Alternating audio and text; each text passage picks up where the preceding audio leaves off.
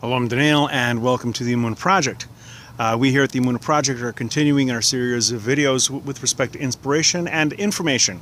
What we're going to do this evening is talk a little bit about the upcoming holy day of Shavuos. Holy days of Shavuos, 2 days outside of Israel, 1 day in Israel. And, some things you may not know. I've always thought that Shavuos is kind of like getting shortchanged when it comes to the holy days. We have Rosh Hashanah is a big deal, Yom Kippur, holiest day of the year. We have Sukkot. Everyone gets excited, building a sukkah, eating in a sukkah, Passover, the Seders.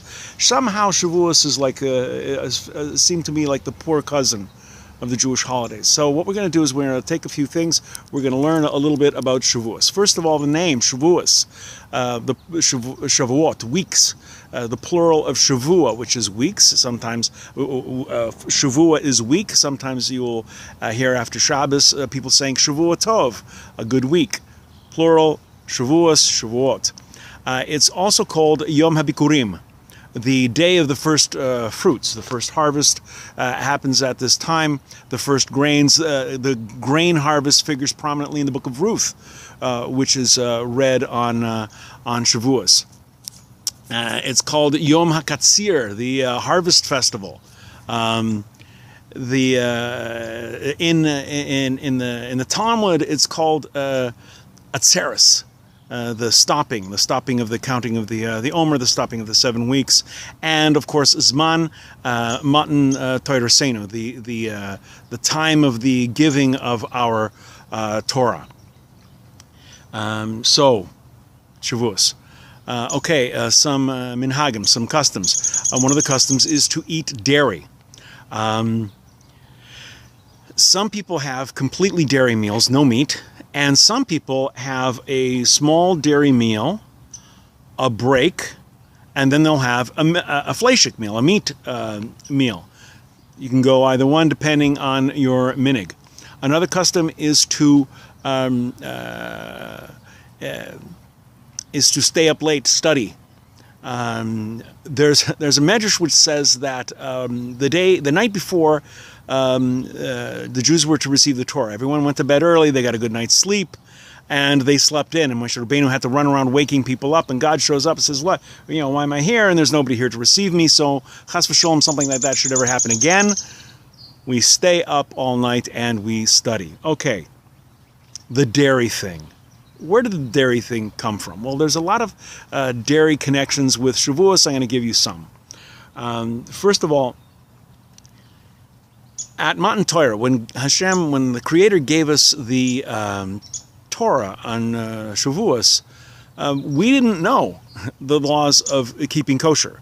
We didn't, that we hadn't received those laws yet.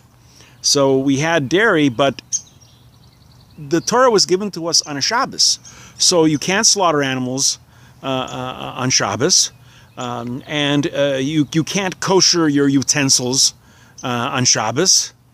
So dairy was like the only option. Also, an interesting connection with respect to the word dairy and Shavuos. The word dairy, halav, chet is worth 8, lamed is 30. Vet is 2, 38 and 2, 40, representing the 40 days that Moshe Rabbeinu was up on Har Sinai. A little connection over there. On Shavuos, the first day of Shavuos, the 10 Commandments are read in the synagogue. Everyone comes out. The synagogue is decorated in flowers and greenery. Why? Because it is said that at Matan Torah, when Hashem gave us the Torah, the Har Sinai, which is in the wilderness, burst into blooms and flowers and greenery at the time. So, in order to remember this, what we do is we set up the flowers and the greeneries and the things. A lot of synagogues do that, and everyone comes out to the reading of the 10 Commandments: men, women, elderly, and children, especially children. What's the big deal about the children? Well, hearing the 10 Commandments is an important thing, but also children have a special connection to Shavuos in this way. The Medrash says that when God gave the Jewish people the Torah, God wanted a guarantor. Basically, He wanted a guarantor, and the Jewish people, we suggested different things, none of which were to Hashem's satisfaction. And then what happens is we says, well, our children who will learn Torah for generation after generation, they'll be the guarantor, and that one was accepted by the Creator immediately. So children have an extra special an extra special merit to be there for the reading of the 10 commandments. So that's a little bit of basic Shavuos insight, a little input going into the holidays. I hope you have a wonderful Shabbos and a wonderful Chag Sameach and Zman Matan Toirasenu. I hope you have a very creamy, cheese-tastic Shavuos.